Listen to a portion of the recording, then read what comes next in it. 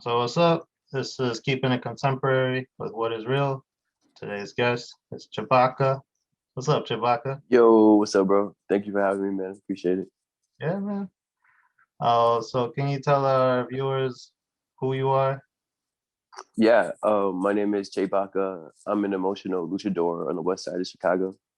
Um, and I guess recently I'm a children's author too. That's dope, dude. Yeah, That's dope. trying to see what Uh, else I can add to that. nah, dude, just keep adding on. Yeah. Let the resume grow. So how did Chebaka start? I've been working on this idea for like at least like 4 years. I mean, what it is now has evolved a lot from like what it started as, like especially with the whole like lucha mask now, with like given the whole reason why like I wear it. But I've only been going to my Chebaka like fairly recently. I've been working on like just with the whole persona, trying to find a name that fits that as well. Because before I used to go by Chando when I was with Beach Jesus, Chandy. Yeah. I guess a lot of people know me as Chandler London. Yeah, a man of many masks and of many names. But yeah, Chewbacca is what it is for now and for the foreseeable future. Oh, for sure. So when you find, your next identity, would that have the Luchador mask also? Or do you have your own Um, Luchador mask? I'm actually in the process right now of getting my own mask made, which I'm really excited about because That's good. yeah, right now I just been wearing like other wrestlers' masks. I started wearing Tiniba's mask was the first mask that I wear and actually I retired that mask after the 13th. So Yeah. I'm not gonna wear. I did a lot of fun stuff with that mask, and I don't. I'm just gonna lay it to rest and hopefully start prepping for like my Chewbacca mask. I'm really excited about. So, can you tell us a little bit about who you're wearing right now? Blue Demon. Yeah. Yeah. Oh, I think I got this mask when what? No, I got this one from Mexican Museum. Yeah. I mean, I'm still learning about like lucha libre culture. I saw this really good documentary on PBS the other day that like taught me like a lot. Like I didn't know that like lucha libre pretty much started from like an American who went to Mexico in like the 1930s. Um, So, yeah, my damn, that's pretty cool. yeah, Um, because like Blue Demon, he's an old school luchador, right? mhm, Like same up yeah, there with like Santos and stuff. yeah. Yeah, it's dope, dude. So what got you into luchador wrestling? Oh, I used to wrestle like in high school. So I kind of always had like that wrestling like background. I even made it to state one year. I mean, Nice. I lost right away, but I was there. They saw me. You were there, bro. You made Yeah, I it. was there. I mean, that's all that matters. But yeah, I really like the idea of like you have like these big like strong warriors wearing these like really beautiful masks. The contrast of that is really appealing to me. I just have these strong guys, big dudes, and they're just wearing these really pretty. Because these masks to me are just really beautiful like pieces of art. They're really pretty. So the fact you have these like tough, tough, strong warriors wearing these pretty masks is really appealing. Yeah, I think it could be intimidating too, right? Like, by how big the luchador is versus like they got a mask on. I think it's a little more intimidating. You don't see the person. You see like the you don't get their identity. Yeah, I can see that. And plus, it's a lot just really liberating being behind a mask. Um, I don't know. I feel like we all like wear our own masks. Just which one we decide to show. Mine mask just happens to be Mexican, and that's really the idea that like I want to like give off. I feel like there's a lot of times I'm the only like Mexican in the room, or before like I'm Chebaka, before I'm an artist, before I'm a children's author, before I'm all this thing. So a lot of people, I'm still gonna be Mexican. Right? So it's like I'm gonna beat you to that now. I'm not gonna give you a chance to form your opinion or whatever you think of me. I'm gonna tell you like what I am before we even like have the conversation. Right when I walk in the room wearing this, you're gonna have that already. Instead of like giving you time to come to your assumptions, I'm telling you what I'm about right off. So this is also just like wearing like my culture on my face. And on top of that, given like the past 4 years with the Trump administration, like it's always been like tough to be a black and brown in America. It's always been hard to be a minority in America. And then you have people in this administration that are like just really going out their way to make shit as like hard as possible, you know. So like, but this like when I wear this, like I want to be seen as like a symbol of strength for those that feel weak. I want to be seen as like a light for those that are lost, you know, like so that I want to, I don't know, just trying to build up more on it, just like positive reinforcements of like Mexican culture. Um, yeah, it's a lot tied. I saw a lot all behind a mask, but I feel it, man. You're a complex luchador. yeah. So do you like get a lot of younger kids approaching you with the luchador mask? um, Are you out and about with the mask on in Chicago?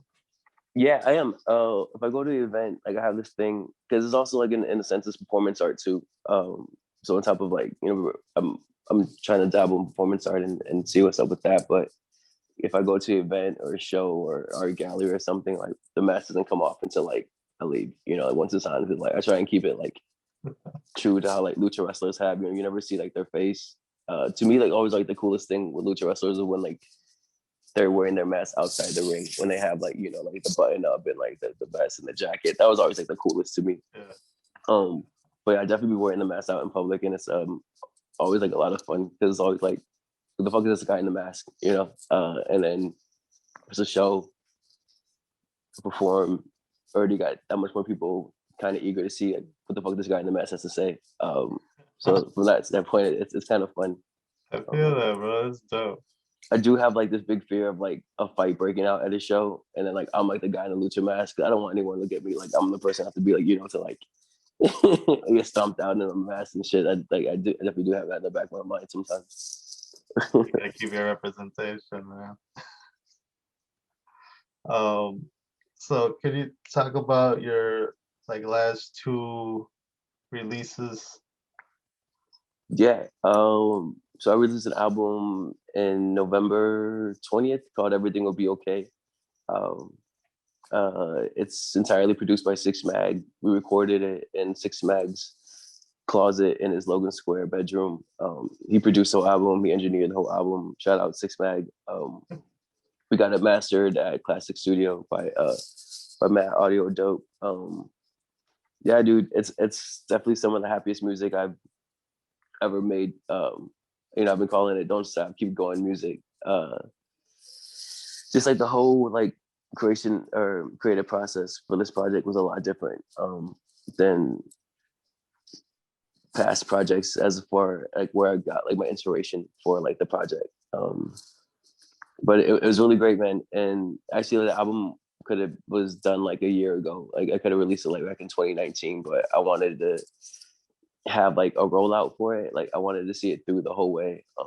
So we were able to do like a 2-week rollout. We started with like We Pace and these teaser videos that I made and made action figures, just trying to like do more and just trying to give my album like a proper send off, proper goodbye. And yeah, I think we made it like a lot of noise. That's like that's kind of like what I was going for. Like even if like someone doesn't listen to the music, if they don't pay any attention, like I know you at least like you see me. I think that's like half the battle is just like getting on the radar. Like I don't care if you don't like, you don't have to listen to any of the music we played. You don't have to like to get any of the time, but I want you to at least like be aware. Because maybe if you don't catch me this time around, when I swing back around, I already made that much noise and built off that. But I'm really proud of what we did with the album. It's definitely my most heavy featured project I've ever released, and that was definitely intentional. Because I made like a lot of friends, a lot of talented friends on this journey so far, and I kind of just want to get everyone like a shine, everyone I appreciated and connected really well with.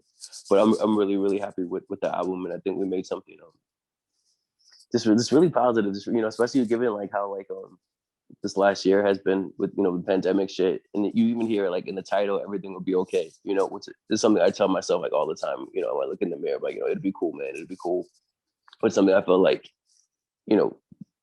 we really idea behind it. Again, it goes back to like, even if people don't like listen to like the album, they don't like take any time.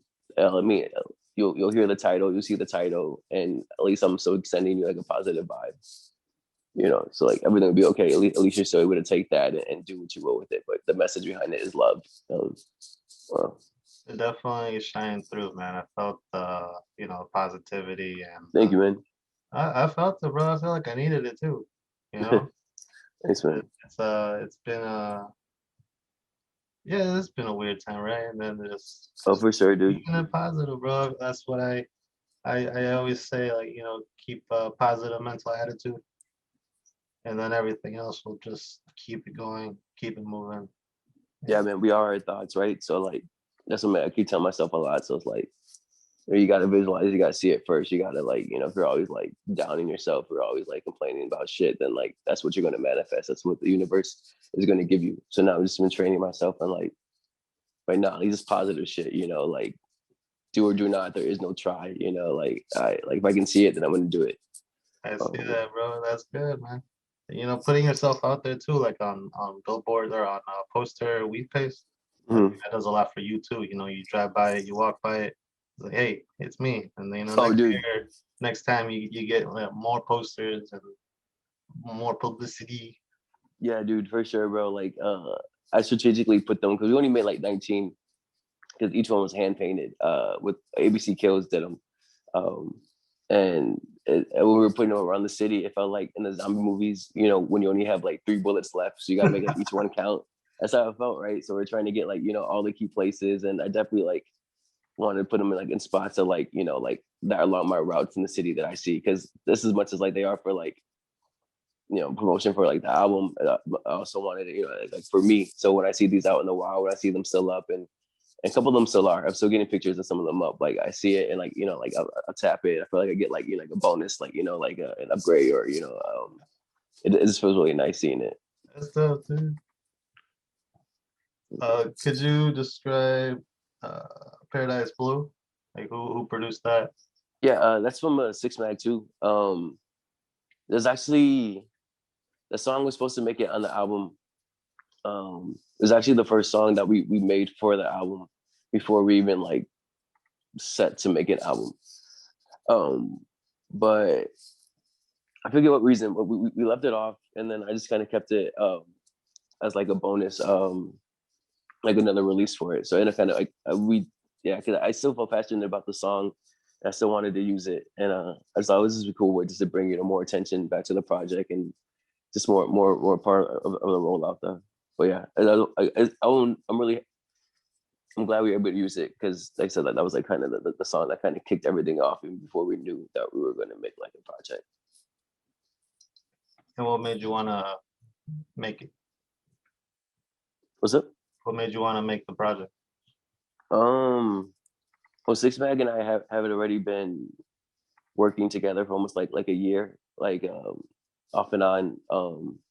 So we already have built like a relationship, established a relationship that we could work together, and it was fun working together, and we can make like good stuff. But yeah, he would like send me beats, and I would maybe like write to it, or if he had like songs that had open verses, I'd give him like a verse, and if I had some songs to record, he would record me. So we already established like a pretty like legit like friendship. So I told him, like I was like, we've been making music, like for like a year, like when we make a project, like we obviously can work with each other, like well, we're all, we're building, we're like the same like energy. Like, let's see what we can do, like not saying like every song that we make that we have to release, but definitely with the intent on like releasing these songs at some point. So like yeah, so like all the songs you hear are kind of like our first songs, like we're not so much so, but yeah, this type. Could you talk on your children's book? Yeah, A Children's Guide to Rap and Possibly Saving the World. This is my first book in general. It's been so much fun, man. It's been really, really cool. The idea like originally started from started back in 2019 in November. I think it was Cassidy's like freestyle battle. It was one he had where he was just really bad. And then from like the battle I saw, uh, I got like three ideas. Like for I got three different ideas from that one battle. And then one of the idea I had was like the idea for the children's book, but the children's book was really called A Children's Guide to Battle Rap. Um, And then like yo, mom, pass the milk, you know. So I was just kind of just like fucking around. I was like sketching out like just writing out like on paper and everything I saw in my head. And then like as I started developing a little bit more, I'm like, man, this could actually be like really cool. You know, it's actually be something let me take a little more serious. So then I just like dropped the battle rap and it's like the children's guide to rap. And my friend, my co-author Luis Rodriguez, who's self-published like several books already. He's a 15-year CPS vet teacher, just really awesome dude all around, just really great. He had invited me to this event in January 2020. And I know what the event was for. I was going just to support, just to show love. You know, he has good energy, and I just try and support people with good energy. And I go to the event. It's at this nonprofit, Kratos of Crayons, and I get there, and it's a release event for his books. Like I don't know if he had like a new book releasing or just like it was just.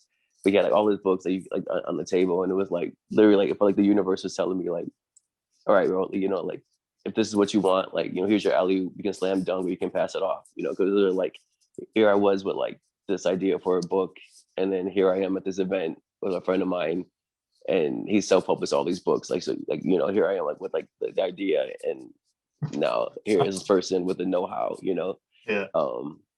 And I was just like super wild. I was like, okay, yeah, this is definitely a sign. So then later on that night, I spoke with Luis. I told him about my idea, and he was like super down with it. Yeah, we just hit the ground running, and it's really tight to release it in February this year, because we actually like didn't officially start working on it until February of last year. So to have it like to release it like a year to the date of when we started working, a month to the date, a year to the month when we started working on it is really cool. I mean, I don't really know how long like book stuff takes. Like I can tell you how long a song takes, EP takes, an album takes, but the books, like I'm not really sure. But this feels fast. But it's been an awesome journey, man. Especially being that I haven't really recorded that much this past year. Six Mag, he's no longer in Chicago. He moved like to the West Coast, so like that's kind of where I was brewing and creating everything and doing everything. So having this book as like a creative outlet was very much needed.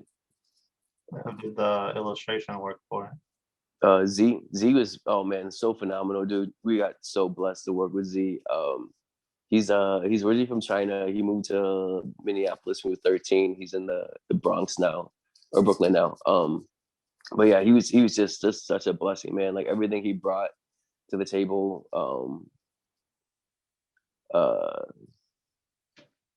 Yeah, it was a super great man. Yeah, I can't. Z's actually the person who I'm commissioning to design my Lucha Mask now. So like, I had such like a wonderful experiences working with him with the book that like, I have like a trust, like, okay, I definitely feel you can handle like something, this project too. So super fortunate, man. This is the way everything came together. And this the idea that like, cause at the heart of the book for me, like, I've been rapping since I was like a kid, like 11, 10, 11. And I was able to get through a lot of like tough times, in life just by having this outlet. So at the core of it, like my message for the book that I want to get across is rap can be used as a tool for self-empowerment and self-expression, which I feel at any age self-expression is important. And I take for granted a lot that I've always had this outlet. And not a lot of people do, so a lot of people have a lot of stuff that's like are pent up and they don't have a way of releasing it in a healthy way. So that's really just like what the message that I want to get like across like to kids. So the idea that this can help someone is really really great, man. I've gained so much from this culture, from this art form. This is my way of paying it back, paying it forward, and it's exciting to have it like be something that I'm totally like involved with. Is this feel like really neat. And then the second half of the book is an activity book, and one of my favorite parts of the book is we have like line paper. So like this potentially could be a child's first rap book or their first rhyme book too. Like I remember my first rhyme book that my mom got me. It was turquoise and blue and had zodiac signs on it. Like there's some stuff you don't like forget. So the fact that this could be that for like a child is just so cool. So, And that's one of the characters from the book on your chest. yeah, Lucha Lupe. Hey. She's Yeah, that too, and then keeping it like also like lucha theme too. Just every and then having all the characters wearing like Juggernaut gear. I work at Juggernaut. We're streetwear boutique downtown, the South Loop. Um, but, uh, but yeah, all the characters are wearing like my Juggernaut brand or my friends' brands. So just to keep it like totally just encompassing everything that like I'm involved with, with hip hop, uh, streetwear, street art, lucha libre. Just have it all like in one book is like pretty cool. that's dope, too. Thanks, man. Um, I know recently you were part of the or the Mexican Museum of Art in Chicago. Yeah. Could you talk about the mini concierto? Like, how did they approach you? Or how did that start? Oh man, dude. Well, they've been doing the mini concerto series since mid-November. So yeah, every Saturday at 8 for an hour, they have like a different like Latinx artist performing. So I saw they did it, and I reached out to them early December. Just seeing how because it's been like a dream and a goal of mine to work with the Mexican Museum for so long. Like that's one of my happy places in Chicago. Like I I love that museum. Just being around that much like brown art is just so like inspiring and motivating, and just like it's free. Um, it's just like yeah, man. It's just and it just sucks like not having been able to go there since like March, and they probably won't open until July. But but yeah, so I mean I'm kind of like in tune to what they're doing. So I feel that they were doing this thing. I reached out and they said they had the 13th open, and yeah, we had the option. We could have streamed it live, or we could pre-record it. So once I found out that we could pre-record it, I was like, yeah, like I definitely want to go that route because we just have like more like creative freedom. And I just knew we had to do something different. At this point, like what we turned in, a performance is more of a short film than like a performance. I feel like, and that was very, very intentional because I feel like I don't know if you're not like Kanye or Beyonce selling like an hour performance of like yourself is like a tough sell. I don't even want to see myself perform for an hour. Like that's like so I want to give them like the audience like more. I want it, and not only that, but just being how special the museum is to me. I had to do something special. I want because I might never get this opportunity again. So I want to go like all out. And I'm really happy with the way it came out. With man, it was dope. We shot it in a 2-week span. Just a little by little. That's like my motto. Just recording a little bit there, a little bit there. A lot of shoots in the snow.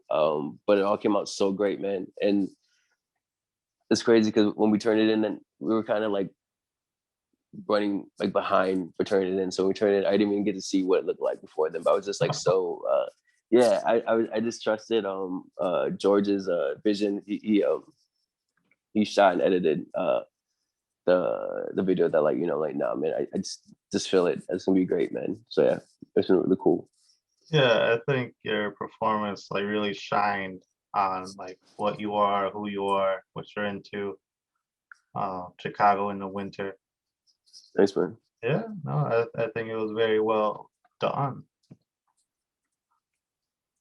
And how was it working with the museum? How was it like what was that experience like for you? They did like honestly they weren't really that like involved. They were pretty much just like so like you do your thing, and they're pretty much just giving me like a platform to display to display it through my art through. But they were super chill. I mean, like it was crazy because like like they paid me right, and I was like, man, this is insane to be getting paid from the Mexican Museum to perform for them. Like I do this for free. Like I do this for a credit at the gift shop. Like I'd be cool. Like damn dude, but like they weren't they were super like hands off, which was tight because they just gave us like they just said like what they needed and what they expect, like an hour length performance. And then they just wanted to know if I was pre-recording it or if I was gonna stream it live. Because if I did stream it live, then I think I might need a little bit more of them. But yeah, it was great, man. And I'm hoping it's not a one-time thing. Cause I got a lot more ideas that I would like to like share with them and do through them. But yeah, working with the museum is just, dude, it was crazy too, because one of the scenes that we did, it's one where like I'm holding like my poster boards. And the original idea for that was, like, since we can't shoot inside the museum, like we can shoot in front of it, in front of like the entrance, like on the sidewalk right there. And the scene that we're doing is a pretty easy scene. It's just me just digging like in my cardboard box and pulling up different cardboard signs. And so we're setting up, we're getting ready to shoot in front of the museum, and this lady comes out. She's like, hey, she's really nice. Like, hey, how are you guys doing? Like, oh, we're cool. We're just shooting really quick. He's like, oh, okay. And she goes back in, and then a couple minutes later, this guy comes out. He's really nice. Like, hey guys, what's up? What are you guys doing? Like, oh, we're just, we're shooting a video. We're actually doing it for like the mini concerto series.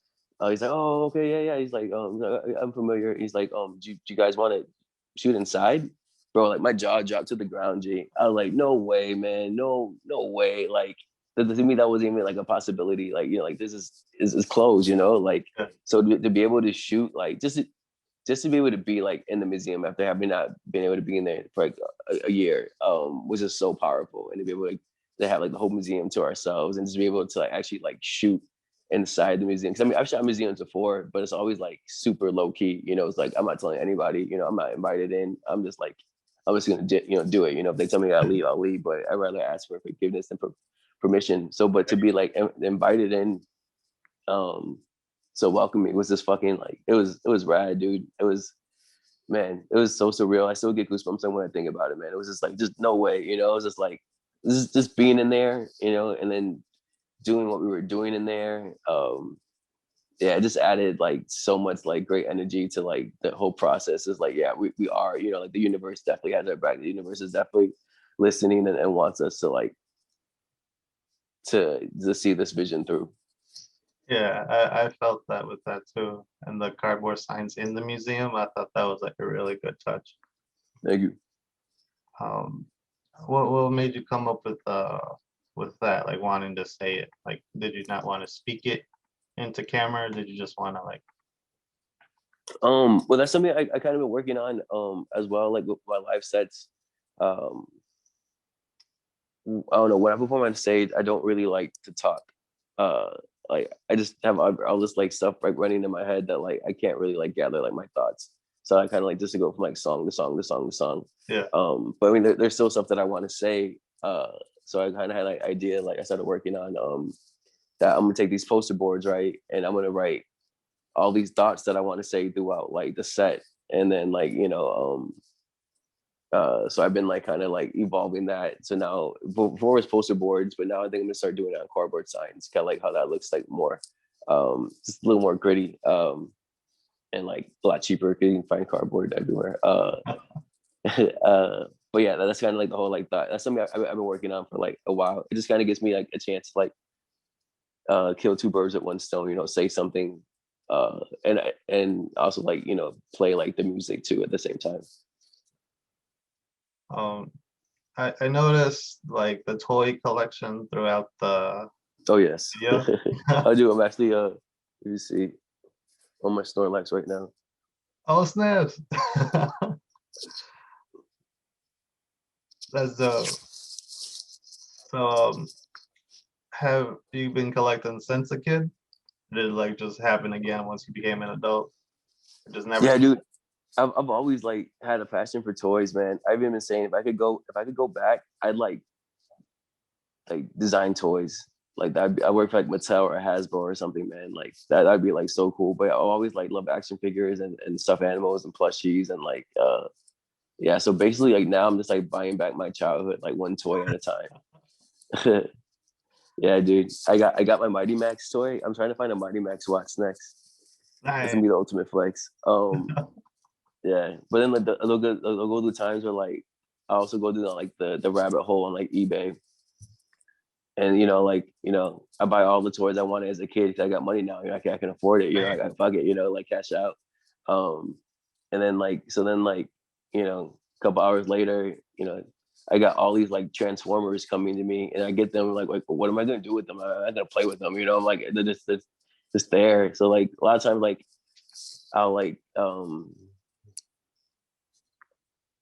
I'll get a bunch of like I'll get super into one thing and then I'll just like give it all away, and then like I'll get super into another thing and I'll give it away. But yeah, but my plushie collection, it used to be a lot more, but I gave a majority of them away, and then I've been building it back. But I don't know. I'm pretty proud of my Pokemon plushie collection. I definitely feel like I would have like the top two plushie collection in Chicago, and I'm not two. So yeah. Um, I noticed that you like traveled, you know, and what can you talk about like your experiencing going back to Mexico? Yeah, dude, that was epic, man. Well, it was actually my first time in Mexico. I went to Mexico City, and I stayed like 3 buildings away from the Coliseo in downtown, and Yes, that was where that's where I got my lucha cape from, and like a bunch of other masks. But oh man, it was just so great, bro. Like everything about it, just like the energy, it was just so alive. Like it was beautiful, man. It was a wonderful experience. I went to the Aztec pyramids. Man, before I got there, I was like, I'm gonna climb every pyramid they have here. After you climb like 2, 3 pyramids, you kind of climb them all, man. You know, they're all really, it's all the same after a while. You know, like I'm good. You know, I'll hold off. But yeah, man, it was. I mean, especially too because it being like my first time in Mexico. That definitely added to it. But just like the beauty of the city, and it was great, man. I need to go back. I want to go back. I can't wait to go back. I was just there one last February. I was What's up? I went to Mexico City last February Oh, too. so how was that? Oh man, it was awesome. It was like my third time in Mexico City, and I love it. And I just want to be there. Like I just want to stay there for a while and do some stuff Yeah, because it's there's so much culture and there's so many people. You're gonna run into someone who has a lot of similar interests, and I just want to do like the market stuff. Just buy a lot of like fresh fruit at the market, yeah, dude, all day. food at the market, and cook it up. Um, like what did you take away from that experience of Mexico City? That we are definitely a short people. I'm like, all right, cool. I'm like, that's cool, and kind of like it brings it home. Just like this is like reestablished connections that I've always felt like out here. Just like how hardworking people we are, you know. And the motherfuckers are sweeping those sidewalks like crazy out there.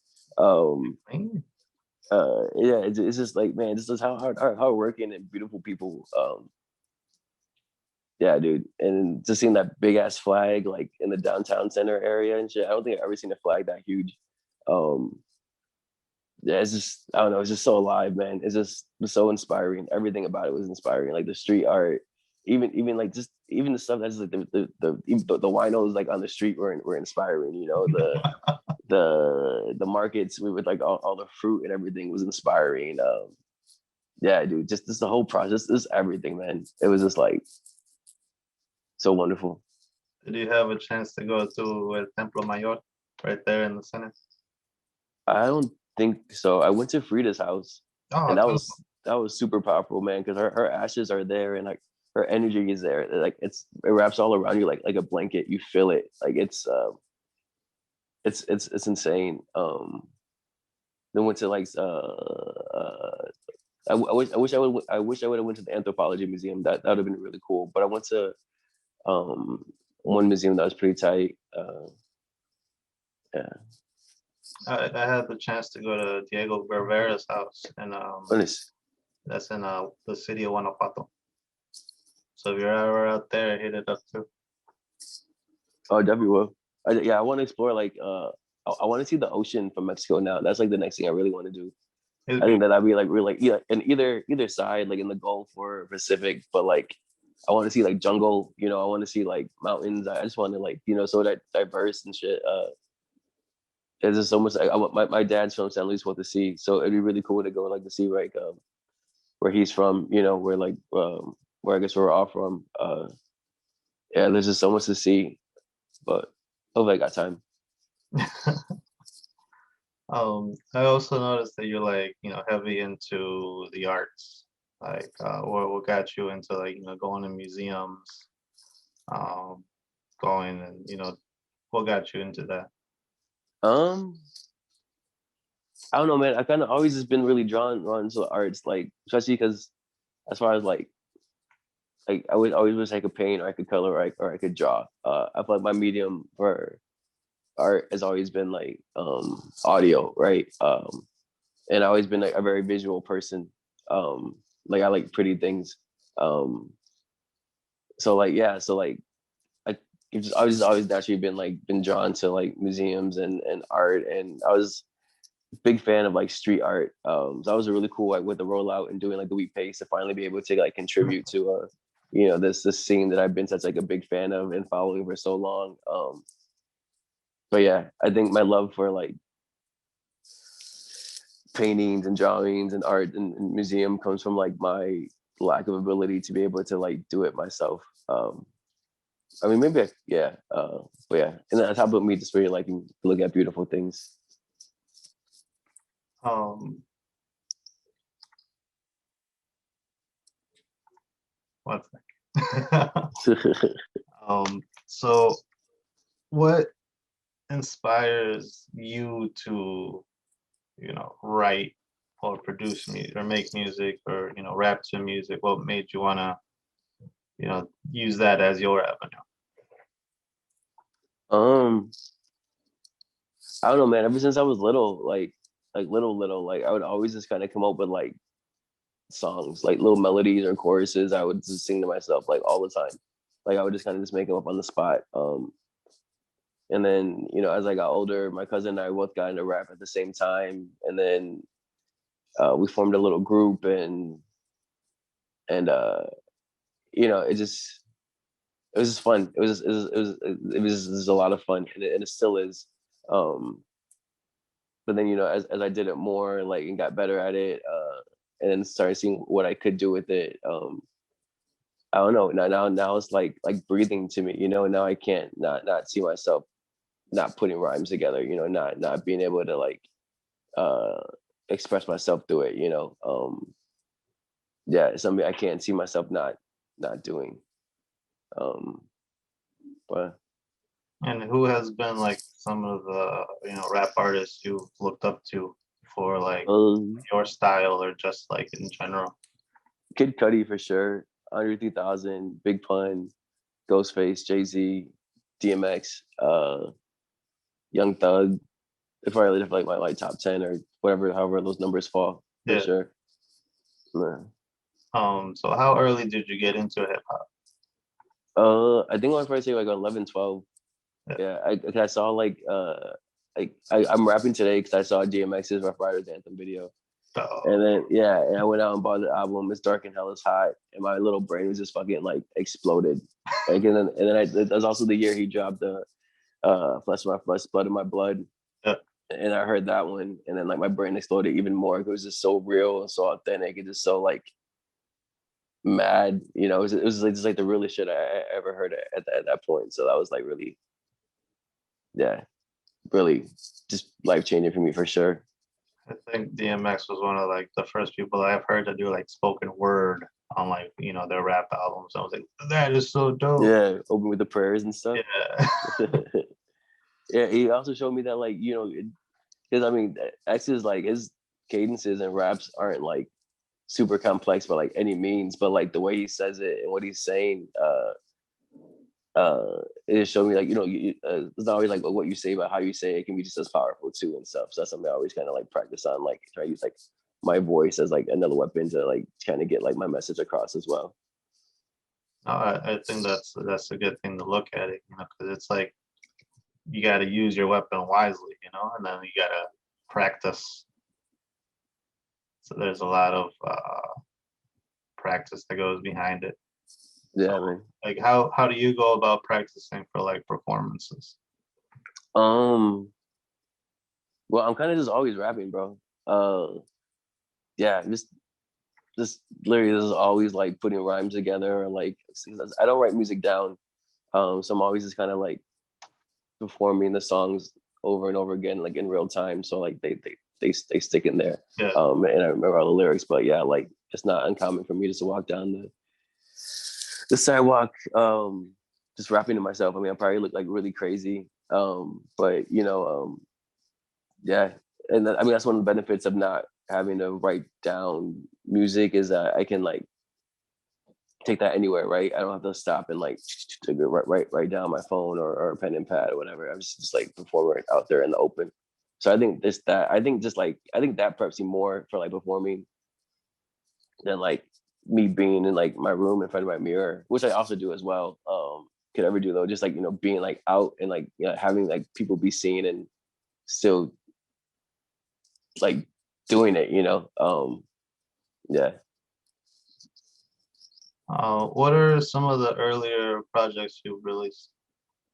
So before Everything Will Be Okay, my EP before that was Chebaka Now. Chebaka. Yeah, it's a four song EP. Produced by my homie Noah Neville. And before that, I think it was my Ultra for Gola project, which is like I think a 6-song EP. And then before that, I released 2 bodies of work through my group Beats Jesus. Our album, 2 Weeks Vacation, and our EP this time last year. And then before that, I really like that the album that like helped break me in Chicago's music scene is The Science of Sleep, which is produced entirely by my friend Stefan Ponce. That's really the album that really kind of like that really introduced me to all of Chicago, like hip hop rap scene. Forever grateful for what that project has allowed me to do. Could you talk a little bit more about The Science of Sleep? Yeah, it's a album inspired by the movie of the same title, starring Gail Garcia Bernal. The movie's about dreams, and the album is really dreamlike. It's like 11 songs, 12 songs. Stefan produced the whole project. We recorded at Classic Studios back when Chris still had a spot like in the basement. It was just really cool, man. There's to this day some of the best beats I've had the opportunity to rap on. I actually just recently uploaded it to streaming platforms, which has been really cool. Definitely like getting some new ears and listening to it, which has been tight.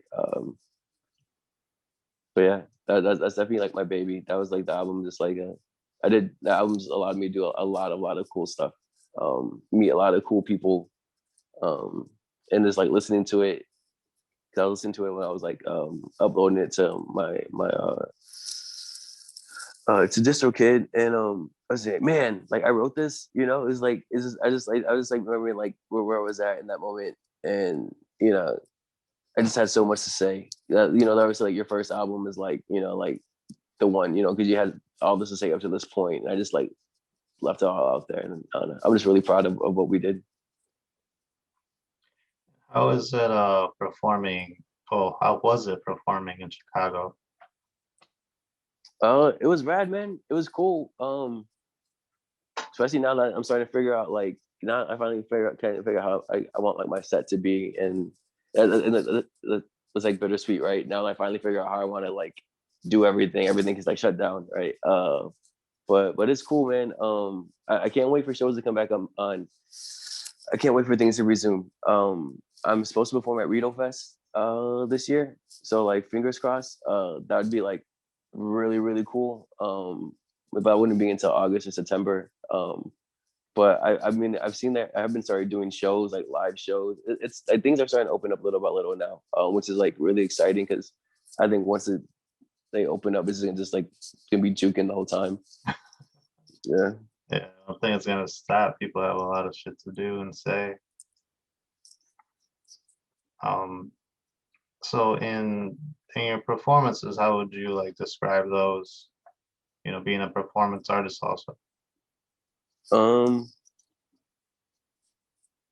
they're fun, man. Like to me, like performing is always just like the epitome, right? It's like what you work up to, like as like an artist. Like it goes from like the thoughts in your head to like recording them, to mixing them, to mastering them, to releasing them, to promoting them. It all leads up to like the performance, right? That's like the epic center where would you like strive like to get to, and it's just like a release that comes with it. It's just so nice, man.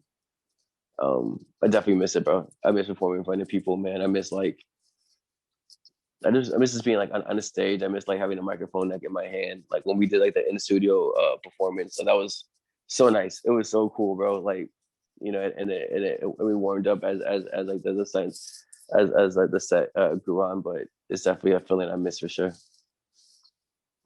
Could you talk a little bit more about the performance inside that studio space? Yeah, we shot it at the Music Garage. My friends Sky and Adrian shot it. Sky also did the teaser trailers for my album Everything Will Be Okay. Sky's a man, man. Like so when I knew that I wanted like an in studio performance too, like I knew I had to like get with him just off like the friendship we built off of like the other two teaser videos we did and just how clean his edits and everything are. Um, but that was really cool. We could only have like 5 people in the studio at a time because of like their COVID restrictions. But it worked out, man. They called me Ricky, came through. It was just a really good set, man. It was a lot of fun. I pretty much just like kind of rebuild my bedroom. Like so, you know, all those sweatshirts are mine, like all like the fabrics on the wall, like the fabrics that I have on the wall in my room. Yeah, yeah.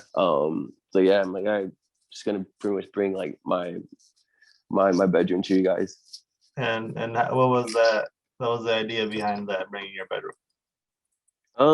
Where is this like for me? Because this is what makes you feel comfortable, right? This is what I see all the time. These are like all my good omens and talisman and like good luck charms and stuff. So like, maybe it's just like making it more comfortable for me, but also having like the ability to like pretty much building my world, you know? Yeah.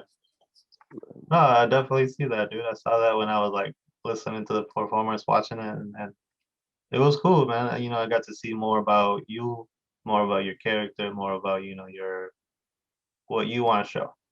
And, Yeah. and I feel like that was very humble of you to do, and engaging with the audience. Like, hey, I had that toy. Hey, I know that guy. That kind of thing, man. Um, can you talk more about like your last performance, like in the venue? Um, what do you remember that being like? I think it was for this J Def tribute to hip hop show. Um and it was really dope. It was a lot of fun. It was a lot of love. I think it was last January. Um yeah, man. It was really neat. It was in this one venue in Pilsen that I've been like checking out for a while. I've been wanting to actually work at or do something with. But it was cool, man. It was just a lot of love in that room. Like so, like I mean, for that to be the live show, I'm glad it was that one because it was like definitely like a proper send off. It was just so much love in that building. It was really great. And when was that last performance? I want to say last January. So it's been over a year. For sure. And Yeah. like, as a creative person, man, like, how do get your outlets? Um. Well, so that's like where the book has been such like a blessing right now. Just to be able to like have like that outlet to keep creating, um, has been, oh man, so needed. But also just like finding like little projects that I can do like that'll benefit the greater picture. I've been saying like you don't have to move the whole mountain in one day. You can just keep throwing rocks until you have your own mountain, right? Um, so yeah, so I mean, it's definitely been like difficult not being able to like, I don't know, it's been weird because it's like,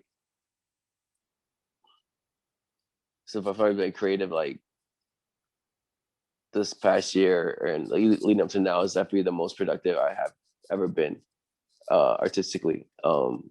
I just kind of feel like I understand it now. I see it. Like I've been doing this for a while, and everything's finally clicking. I finally get it. I finally realize what I need to do. I've always had the pieces, but now I know how to put them together. So it's been kind of like weird in a year that's been so difficult for everyone. It's probably been like my best year creatively as far as like having a vision and executing the vision the way I see it in my head.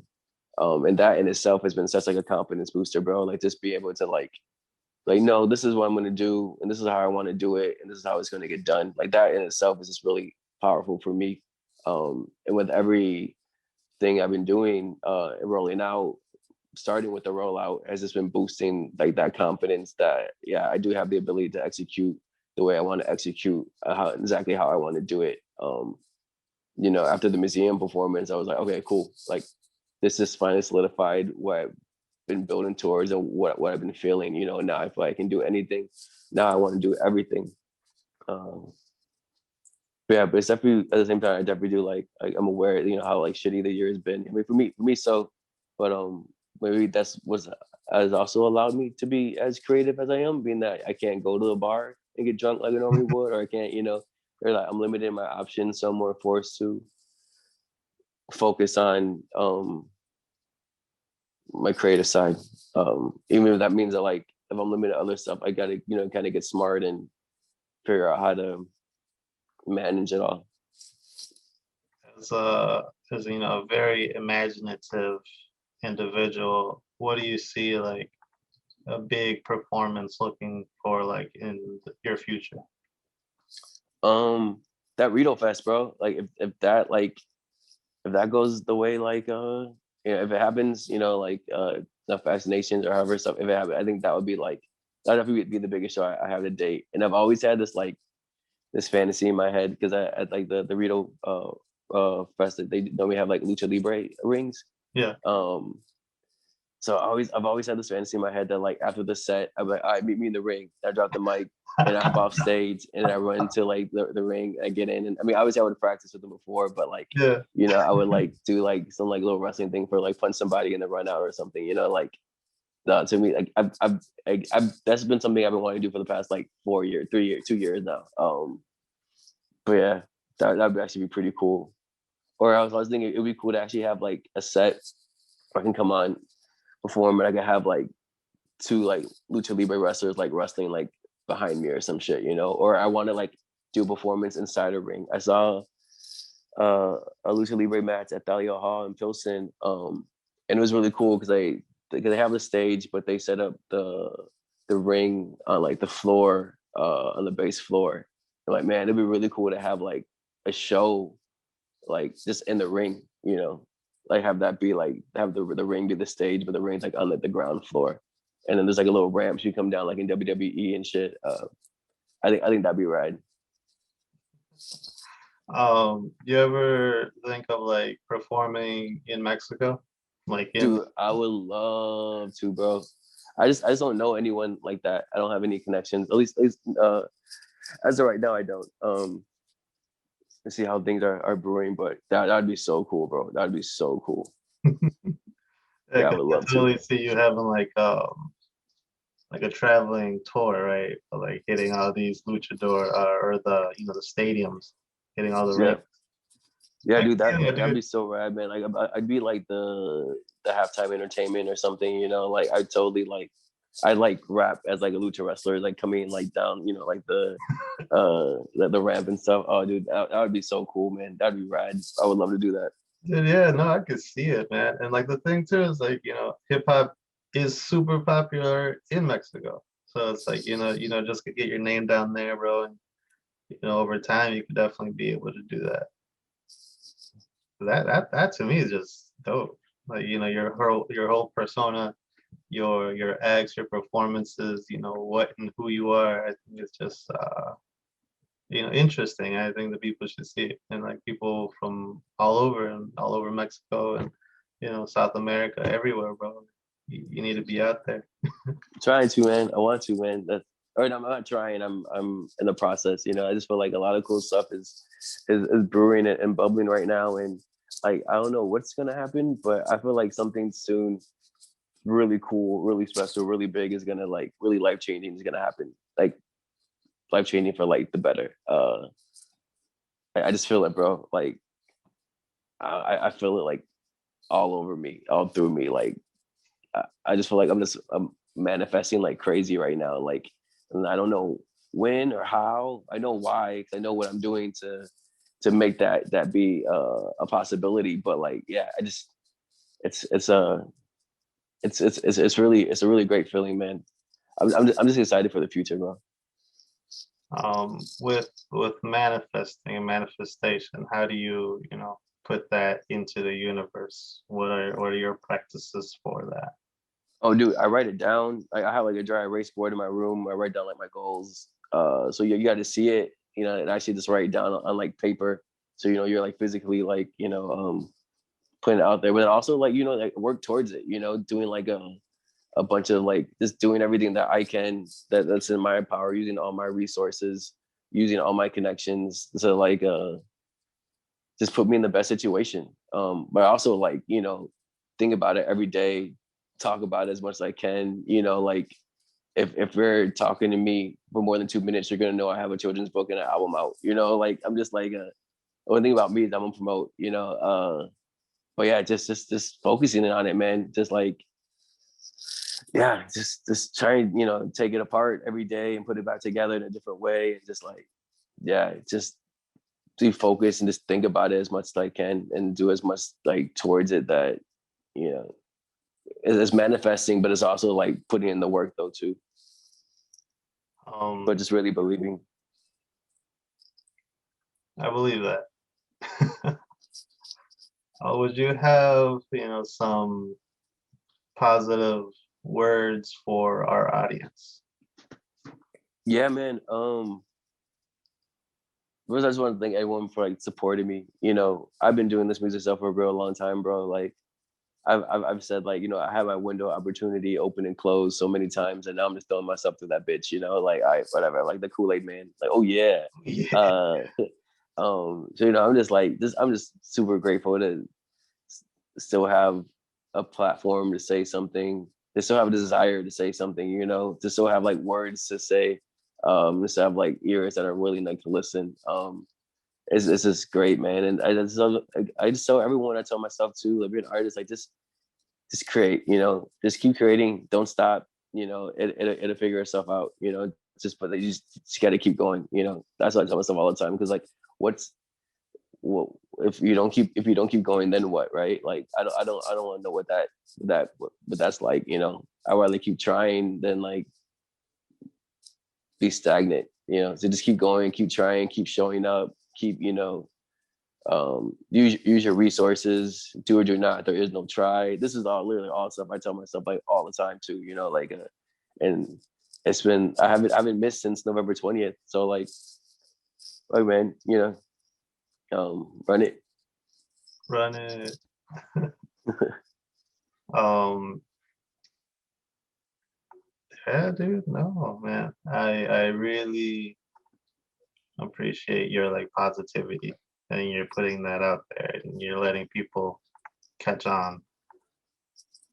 I think that as an artist is very, powerful. We have uh that power to manifest, what we have in here, put in the real world, and Mhm. let people, see it and learn from it and benefit off of it. And a lot of the times we don't make anything, just because we want it. We want to put it out there. And I think that's more of why I'm putting these interviews together. It's to have, creative people who I, have like a connection to personally, and who I know is doing something in their power to, create or manifest, or, do something different. And being like, minorities, I feel like we are underrepresented. And we come from a beautiful culture, and people should be like, we love our culture. We want other people to love our culture, because Yeah. it's addicting. Like, man, tacos and luchadors and everything else, man. It's dope, and it should be, shined on more. And I think that's why, I'm doing these things, so I could, like, learn from what you guys are doing, and so other people could see, what's happening here locally, what's happening, in our communities. And it's a positive affirmation about, just keep making stuff and keep doing things, and keeping, positive mental attitude to your craft, fine tune it. And like, dude, I've been following you, and you're doing some cool shit. And you know, it's respected, and I think, you know, people need it. People need, you know, a superhero, a luchador right now, and I think you're one of those guys. Thanks, man. Thank Yeah, you. dude. Yeah, bro. Appreciate that a lot, man. Thank you. Yeah, dude. You wanna plug yourself real quick before we head out? Yeah. Chebaka, Chebaka Valley, Chebaka Lips Now, Chebaka Saurus. Um, Everything Will Be Okay is out on all streaming platforms right now. A Children's Guide to Rap and Possibly Saving the World is available in paperback and ebook on Amazon. Uh, Everything Will Be Streamed. A short film for the Mexican Museum of Art in Chicago is on their YouTube channel. Yeah, just I'm out there. Well, that's our time for today, bro. I appreciate all that you have shared, and you know, let's stay in contact, man. Let's keep doing stuff. I'm down, bro. Let's make it happen, G. All right, man. You be good, All bro, right. and I'll You let too. you know when I post this. Peace. Please do. Be safe, All man. right, man.